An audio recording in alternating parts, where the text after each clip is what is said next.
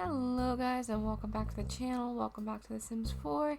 Today we're doing a little bit of a vignette. We haven't done that on the channel in a really long time. I think it's been over a year, but I wanted to do something a little on the macabre side for Halloween. Halloween was yesterday when you're seeing this, and I had kind of an idea for a cemetery, but I didn't really want to do a full cemetery, so I thought a little vignette, the kind of cute idea I had in my head, would be fine, something to play off of, maybe more of an inspiration piece with the colors. I wanted some older looking graves under a tree with a bench.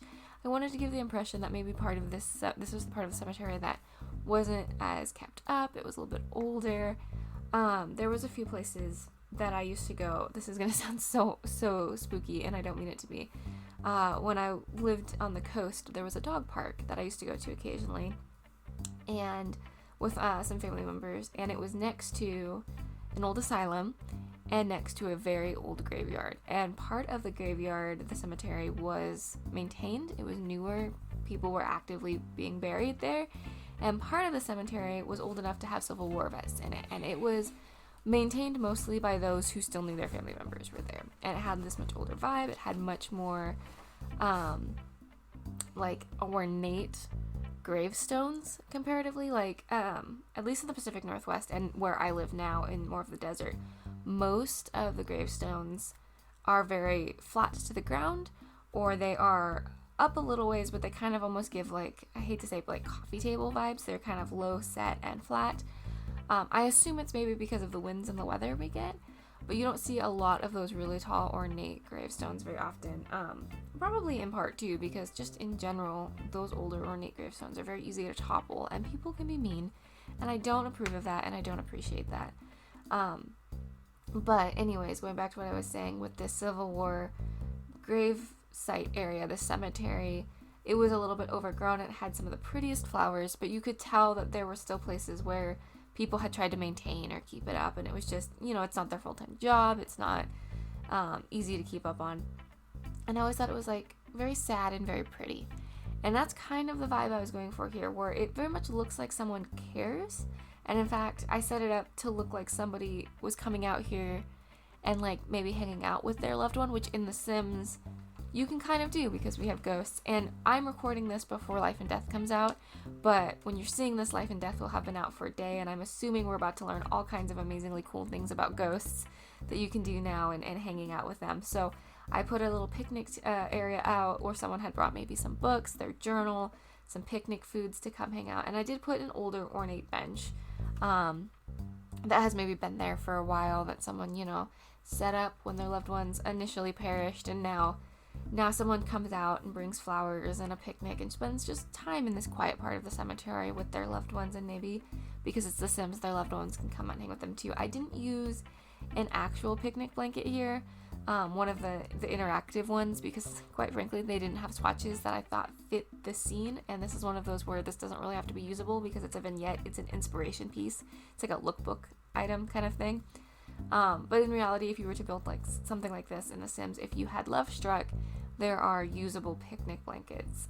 Although your sim, I believe, will picnic with this because of the actual picnic basket.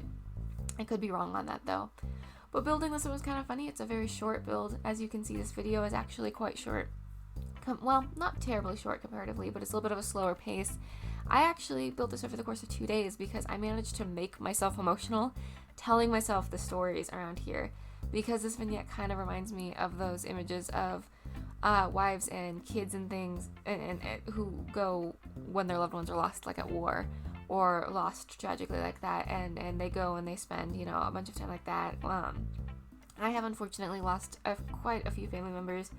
We've had a bad string of cancer, and we've had some just unfortunate luck in the family, and I have put too many of my loved ones to rest, and I don't love cemeteries. And honestly, I think as I'm getting older, I don't even love Halloween as much, and those kind of references because of some of that.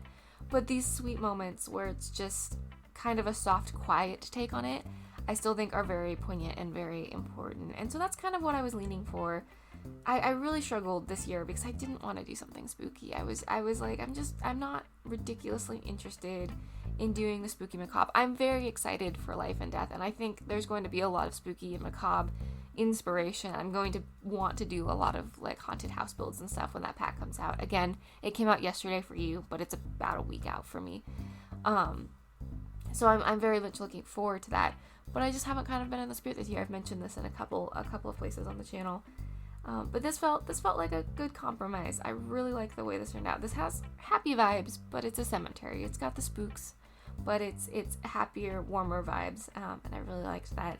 And can I just say, The Sims does autumn colors very well. The Sims does their oranges and their reds and their trees exceptionally well. They nailed this cozy vibe, and especially this vignette is built in Hinford on Bagley on the upper, like, it's called like Princess Cordelia's Hideaway or something like that.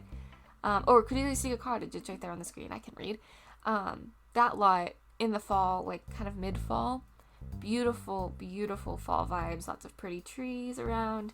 I've obviously placed some of the pretty trees. A lot of the base game trees are, what's the word for it? Is it deciduous? I can't remember, don't quote me on that. The leaves that change and then fall.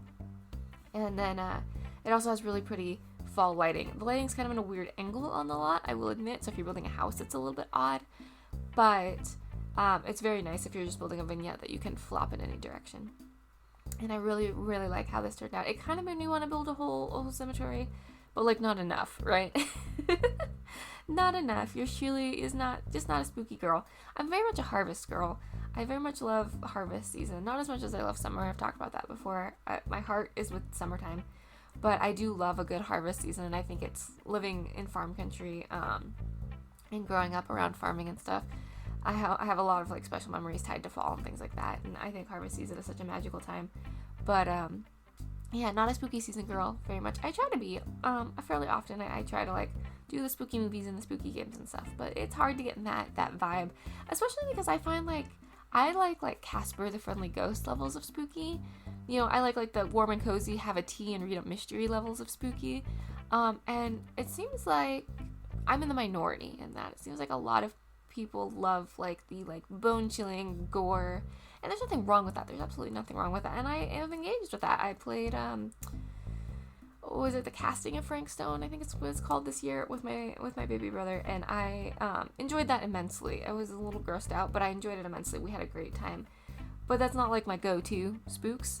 But I'm a little bit in the minority, I think, on the go-to spooks. The like family-friendly spooks, they don't happen so much anymore, it seems like. Or maybe I just grew out of the core demographic that gets that. But so that's what I was kind of going for. It was like that family-friendly spook that like it's a little bone-chilling, but like in a cozy way. You know, you engage with this build with a cup of tea, a warm blanket, and someone cuddly. I have 2 dogs cuddling with me right now. That was kind of the vibe. And I did, okay, so controversial here. I did add the cookbook stack because I love the way those books are stacked, and I thought they made sense if like you had just pulled them out to use them. I recognize their cookbook. I tried to pick the non-cookbooky stack. But for the vignette, I thought it made sense because there's other stacks, but they were like different. They have different vibes. So I did use that one because it kind of fit. You could change that out really easy. Again, this is one of those where this is more of an inspiration than a click and use this. Like, this won't go up in the gallery or anything. It's not a room. It's just a thing that I did that I enjoyed and I wanted to share with you and I thought was quite nice. The lighting on this lot, or in this vignette, is a little bit rough with the candles at night. It's not really meant to be viewed at night. You really shouldn't be in a cemetery at night. That's why they close, let the dead rest.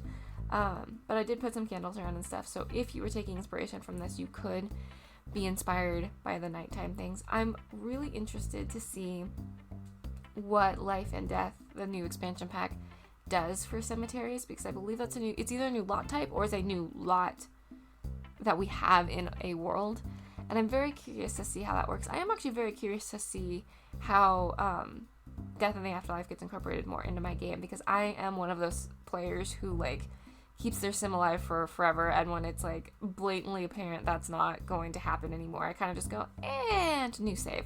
Never let the pets die. Kids grow up and move on, but like I'm still playing with my single sim.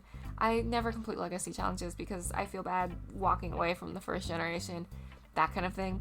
So I am very curious to see if the idea that my sims can be reincarnated or that they're playable ghosts off the bat, which is part of a base game update, that just came out yesterday, which is really exciting. If those kind of things maybe make it where I'm more comfortable walking away from my Sims.